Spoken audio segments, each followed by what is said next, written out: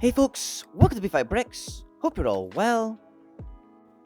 In today's video, it's my final assembly square rebuild, and you can check out the previous two, the music store and cheese shop, on my channel. The link is in the description. And today it's the turn of the building on the right. This is the bakery on the ground floor with a dentist and apartment above, and this has become the most difficult for me to change, not just because I actually love the original set, but in particular the overhanging turret on the left. Instead of making a shop or whatever, I've decided to make a residence for my Dutch friend Hannah here. She's got a very funky outfit, her hair is awesome, and you know what, I think she deserves her own townhouse block in the city with a contemporary snazzy interior, so that's exactly what I've done. And here it is. I've narrowed it to fit perfectly on a 16 stud wide base plate, and I've extended its height by 10 studs or so. The overhanging turret has gone, and instead I've incorporated it into a symmetrical bay window design above the front door. This side has a 2 stud wide alleyway, and I've added windows with archway features and used those brownish nugget coloured palisade bricks and the navy blue tiles as accents.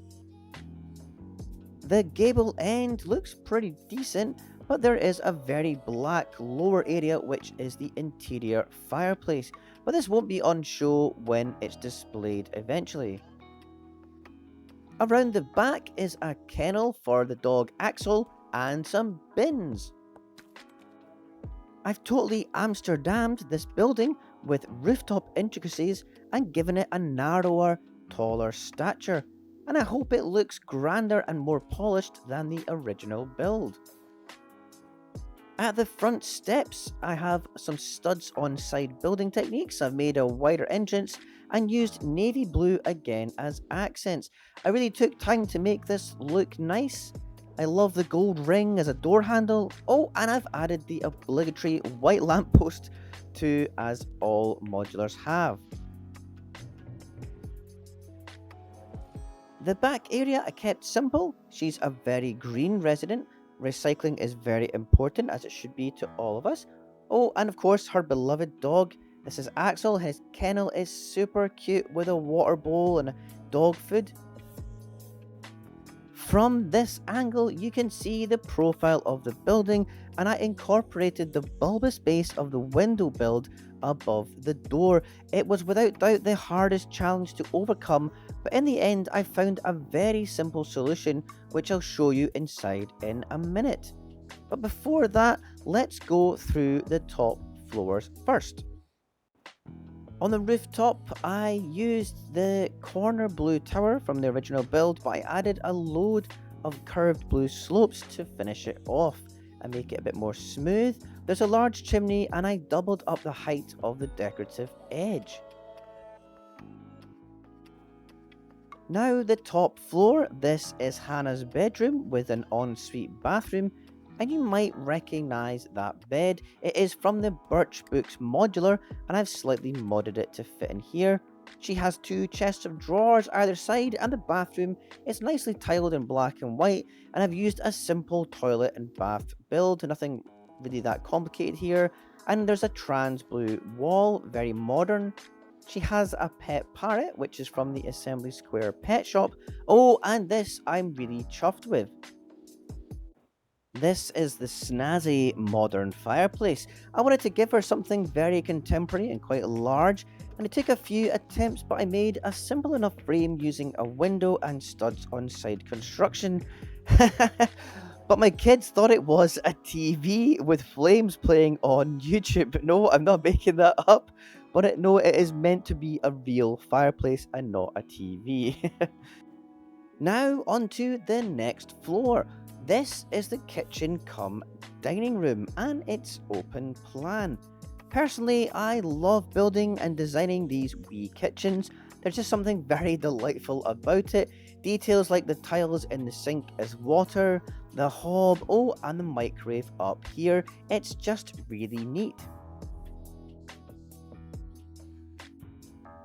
The dining area is relatively simple, and a chair for just Hannah, and I've got some pictures of her family on the wall, and a record player over here. She's into relaxing and listening to her favourite LPs from back in the day, so I used one of those Friends vinyl prints for this, and it looks pretty cool. The window area has a plant box on the ledge, and you might have noticed the blue tiles are a stud higher here. This is intentional, it just makes each floor fit on a lot easier, I find, than just having the studs on the tops. So now the ground floor, and from above, the view is a bit obscured by this light fitting, but don't worry, that comes off. And you can see from this view that the bottom floor is much taller than the others. I did mention earlier the bottom part of the bay window. Let's take a closer look. This in fact comes off. I built it in this way so we can get our hands in, and I used a white door frame instead of the original black one. Now we have a much better unobstructed view of the interior. The side sections made from the brownish nugget coloured cheese wedges are reused from the original turret build, and the same with the ground floor windows too. Inside there's some more paintings, a Harry Potter one, and the big feature is this rather grand 50s inspired fireplace, and those teal slopes are from the diner modular, and I think it looks pretty good, although it is a bit too big. There's a large chaise longue style pink sofa and a small coffee table, and just to remind you of what this all used to be, here is how it actually looked before. The dentist chair was cool, but there wasn't much details in the building or tiles on the floor, and I do like tiles. The turret section was kind of wasted, and really it was just there to look nice, which it does, but I prefer my changes. And I almost never saw the bakery because it was so low down. I made a strong foundation with large bricks and built everything around the front door area upwards. And this is how it looks finished next to the Kaas Winkel or the cheese shop. It looks pretty decent.